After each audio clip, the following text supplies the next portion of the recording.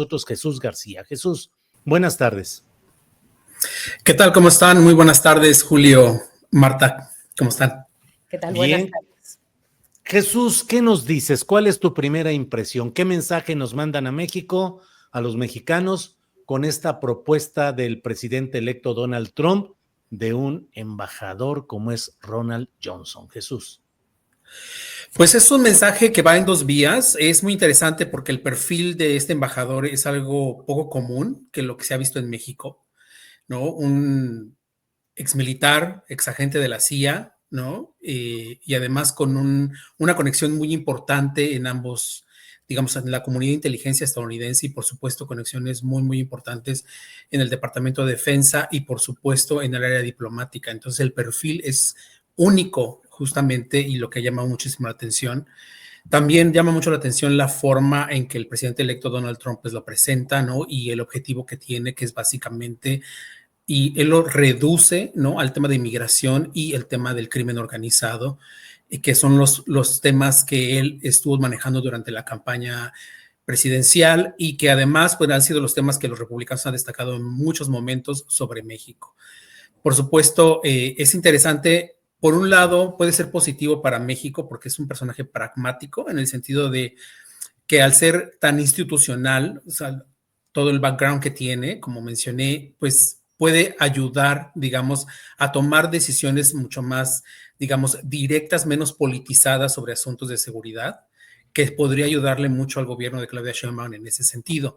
Pero al mismo tiempo puede ser complicado porque justamente ese mismo perfil pues lo alejaría un poco de temas más sociales como es el tema de la inmigración, por ejemplo, ¿no? O de temas económicos. No digo que tenga desconocimiento al respecto, pero su perfil pues lo llevaría a ser como más complicado en negociar esas partes.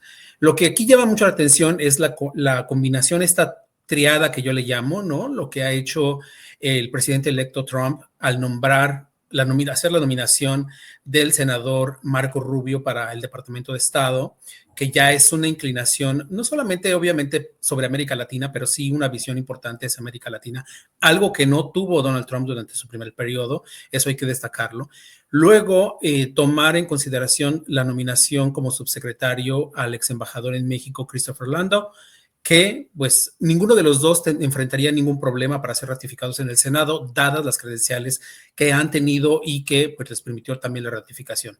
Tampoco en el caso del ex embajador de El Salvador, que es el nuevo nominación de Trump, que ahora iría a México, tendría, digamos, ningún problema para ser ratificado en el Senado, debido justamente que también ahí ya se presentaron sus credenciales y fue ratificado para El Salvador. Entonces, esta triada es interesante porque va justamente, habla de una política dura, o sea, firme de Estados Unidos hacia América Latina y sobre todo a México, que es el principal socio comercial, que es además, digamos, el país al que se pone por delante como de los principales problemas que enfrenta Estados Unidos con el hecho de la inmigración, el crimen organizado, el tráfico de fentanilo, que es un tema que Estados Unidos ha marcado mucho. Pero al mismo tiempo, aunque sea un personaje pragmático y conozca estos asuntos, habría que ver cómo México maneja y empuja justamente que Estados Unidos asuma las responsabilidades que les toca en el tema, por ejemplo, el crimen organizado, ¿no? Con la distribución de droga en los Estados Unidos, algo que es muy interesante que en el primer diálogo que tuvo la presidenta Claudia Sheinbaum, la presidenta de México, con Donald Trump, con el presidente electo estadounidense, y él lo reveló primero, señalando que se habló sobre el consumo de drogas de Estados Unidos, lo cual es algo que no hemos visto, digamos, como algo común de los mandatarios estadounidenses, que reconozca que sí es necesario reforzar el trabajo sobre el consumo, pero aquí hay que ver cómo se hace el trabajo sobre la distribución, es decir, enfrentar a los grupos criminales que no les llaman cárteles, pero que finalmente funcionan como tales en Estados Unidos, de facto, ¿no? Para terminar con la distribución de droga o bloquearla o reducirla lo más posible. Sobre todo también reducir el tráfico de armas, es algo que la administración Biden sí había retomado. Veremos cómo los republicanos que son pro armas completamente van a abordar este tema y que es tan importante para México. Y por otro lado, y no menos importante, es el tema del lavado de dinero. El dinero que llega a los cárteles en México no se produce en México, necesariamente. Sí hay empresas que se producen en México, que producen este dinero, que hacen este lavado en México, pero principalmente ocurre en los Estados Unidos. Entonces, esos tres temas van a ser muy interesantes, la forma en que el gobierno de la presidenta Claudia Sheinbaum aborde con el nuevo embajador, y tomando en consideración, yo creo que debería aprovechar esa oportunidad del perfil que él tiene en ese sentido para empujar mucho más esa agenda, ¿no? Sí, Jesús, en este sentido,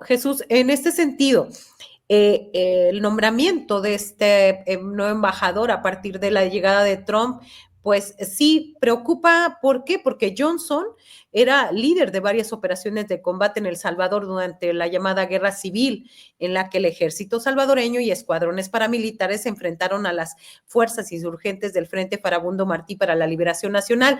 Después pasa a Panamá, donde se especializó en operaciones militares. Es decir, nos preocupa más el pasado y bueno, recientemente ahí muy cerca de Bukele.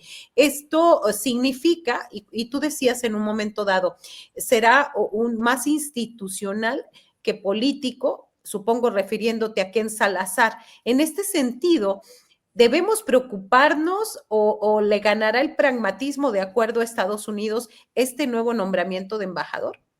Por eso, sí, no, es muy importante lo que tú señalas, porque es justamente donde yo veo la oportunidad que tiene el gobierno de la presidenta Claudia Sheinbaum, justamente de aprovechar el perfil. Obviamente, pues ellos seguramente ya hicieron un análisis del historial del que será el próximo embajador, lo cual es importante. Aquí yo creo que lo que hay que destacar es un elemento. Estados Unidos nunca lo había dicho abiertamente de esa forma, ¿no? Y yo creo que es una cosa que hay que destacar de lo que hace Donald Trump. No estoy diciendo que sea bien o que sea mal, pero yo creo que uno de los aspectos positivos de algún modo está teniendo es, dice las cosas muy de frente, pueden ser demasiado frías, por así decirlo, ¿no? Pero él habla y dice, este embajador va a cuidar los intereses de los Estados Unidos, lo cual, de facto, o lo sabemos, los embajadores hacen todo el tiempo. Sin embargo, que lo diga el presidente de esa forma, con todas las palabras, es perfectamente claro para el gobierno en México entender cuál sería la forma de funcionar de este embajador. Y como bien señalas, Marta, o sea, el hecho de tener ese historial lleva mucho también a pues vigilar, analizar, entender cuál es el tipo de operación que tiene. Creo que ayuda mucho en el sentido también que el gobierno de la presidenta Sheinbaum lo hizo, no sé hace cuántos meses exactamente, me perdí ahí en semanas, cuando, bueno, limitó al embajador, al actual embajador Salazar, la relación con otras dependencias y enfocarse directamente a la Secretaría de Relaciones Exteriores. Si se mantiene esa política, puede ayudar mucho a restringir, digamos, la actuación. No significa que obviamente no puedan encontrar otras formas de actuar o de relacionarse con algunas otras dependencias o grupos, pero yo creo que México tiene esa oportunidad de empezar como un poco de cero con este historial, es decir, tomar un poco también en consideración sobre el aviso no hay engaño, ¿no? Ya sabemos quién es el personaje, ya sabemos cuál es su historial, ya sabemos cómo puede operar, ya sabemos. Es tan importante, justamente hoy en la mañana estaba platicando cómo él tiene tantas relaciones, o sea, tiene experiencia en trabajos interinstitucionales que, por ejemplo, desde el Departamento de Defensa logró implementar proyectos importantes que incluyen al FBI, al Departamento de Seguridad Nacional, al Departamento de Estado, o sea, todo, crear programas que sean interinstitucionales, que a veces es muy complicado en los gobiernos y que aquí él logró muy fácilmente desde la comunidad de inteligencia, ¿no? Entonces, eso sí debería ser tomado en consideración, por supuesto, por el gobierno de la presidenta Sheinbaum y sobre todo en esta retórica que ha ido creciendo y que incluso ayer la vimos en una audiencia que hubo sobre inmigración, que el senador Lindsey Graham volvió a señalar de, pues vamos a ir por los grupos criminales, por los cárteles de la droga a México, es decir, enviando pues acciones militares. Es decir, sí tiene ese conocimiento para poder implementar algo así, de algún modo. Conoce bien América Latina, conoce bien de algún modo México, lo has estudiado y con el acceso que ha tenido en cuanto a información en la comunidad de inteligencia, pues podría facilitarle, digamos, esta operación si es requerida por parte del gobierno estadounidense. Entonces, digamos, es positivo de algún modo que conozcamos todo este background, que conozcamos de dónde vienen y conozcamos también cuáles son las intenciones del gobierno del presidente electo Donald Trump, porque ya él lo ha dicho abiertamente, no es algo que estamos, digamos, inventando, él lo ha señalado y sus principales aliados pues también lo han dicho, ¿no? Tanto en el Senado como aquellos que van a ocupar posiciones importantes, ¿no? Incluyendo también pues el posible secretario de Defensa, por ejemplo, ¿no? Este personaje que todavía está en duda si se va a confirmar o no, debido a su historial de abusos. Bueno, hay un acuerdo sexual ahí que él quiso ocultar, etcétera, etcétera, y que podría afectarle, pero pues bueno, ese tipo de personajes que están muy inclinados a desarrollar e implementar pues operaciones militares en México de una forma unilateral. No hablemos ya de una forma que pueda haber coordinación entre ambos países, de que algo pudiera, digamos, implementarse como ha ocurrido en otros países, si hay una vigilancia real del país en donde se va a implementar, sino que preocupa más que sea un hecho unilateral. Bien, Jesús, pues gracias por esta oportunidad de ir viendo lo que va sucediendo en este terreno. El ánimo social de los mexicanos por allá, aparte del temor y la incertidumbre relacionada con el riesgo de ser deportados masivamente, ¿qué tanto se tiene la noción de que Donald Trump nos está montando una maquinaria de guerra política y económica contra México? ¿Y qué tanto eso impacta en el sentido nacionalista y patriótico de nuestros hermanos allá en Estados Unidos, Jesús?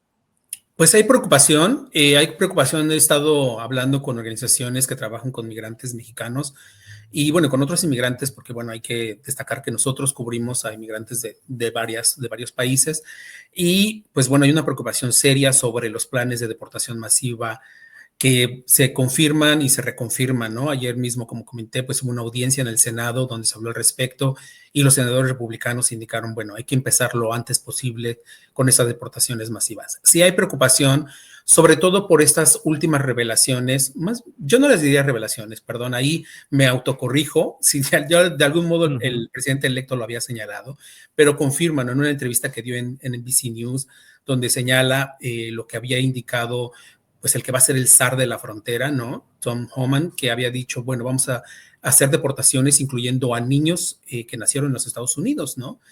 Porque sus padres son indocumentados. Si quieren que la familia esté junta, pues bueno, los deportamos a todos. Eso a todos. Eso ya, por supuesto, ha levantado alertas entre organizaciones en defensa de derechos civiles, señalando que cómo vas a deportar a niños estadounidenses, independientemente de que sus padres pues sean indocumentados. Luego hay mucho temor también sobre el retiro de la ciudadanía por nacimiento, algo que pues bueno, muchos abogados, expertos en derecho constitucional en Estados Unidos, pues señalan que es complicado porque se tiene que hacer una reforma constitucional.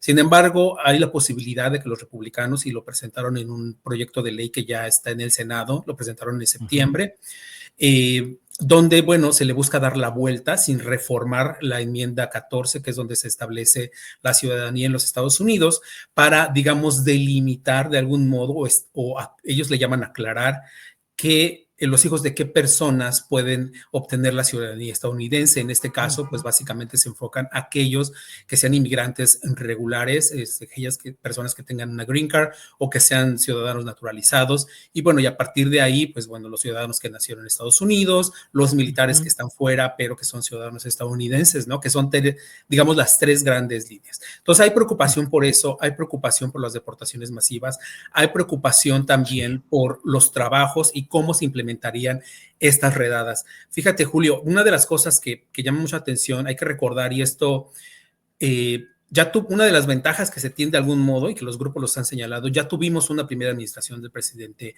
Trump y Tom Homan ya operó como director de la agencia ICE, que es la que desarrolla, digamos, todas estas redadas, e implementaron redadas en espacios de trabajo que fueron muy polémicas, espacios que estaban de algún modo restringidos para este tipo de operaciones, implementaron redadas en áreas que son consideradas sensibles, ¿no? Cercanas, por ejemplo, a tribunales, porque lo que se busca es que la gente que es víctima de algún delito o que puede ser testigo de algún delito, muchos de ellos inmigrantes indocumentados, pues acudan a las cortes y confían en el proceso judicial, pero pues a partir de esas redadas, pues evidentemente bajó la confianza en ese sentido, Claro. se tuvieron que implementar leyes. Entonces hay muchos elementos que nos llevan justamente a que se retomen o que se refuercen esas acciones que se dieron en la primera administración.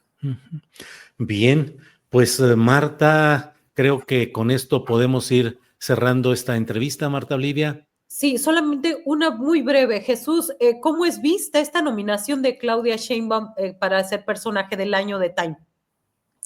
Pues mira, se destacó en los Estados Unidos, fue interesante. De hecho, se hicieron comentarios, digamos, en medios, pero pues evidentemente hoy publiqué un tuit justamente al respecto, ¿no? Yo haciendo esta pregunta porque no se sabe muy claramente realmente cómo se hace la selección de este personaje del año. Primero es votación, después ya es una selección de los editores. Entonces, en la lista final, pues evidentemente llama mucho la atención, porque pues es posible que, bueno, más bien sea el presidente electo Donald Trump quien se convierta en el personaje del año debido, bueno, a su retorno triunfante, ¿no? Pero es importante también que se considere a Claudia Sheinbaum, porque dentro de los argumentos, una de las partes sustanciales es que se le ve como un personaje que puede responder muy bien y muy directamente al nuevo gobierno de los Estados Unidos, es decir, sin ningún temor a responder directamente sobre las políticas. Y eso marca, evidentemente, envía un mensaje de fortaleza que yo creo que es importante, algo que yo no había visto con otros mandatarios, ¿no? Sí. Bien, pues vamos agradeciendo, Jesús García, muchas gracias por esta oportunidad de platicar y seguimos en contacto. Como siempre, gracias, Jesús. Un placer, muchísimas gracias por la invitación. Un abrazo. Buenas tardes. Al contrario.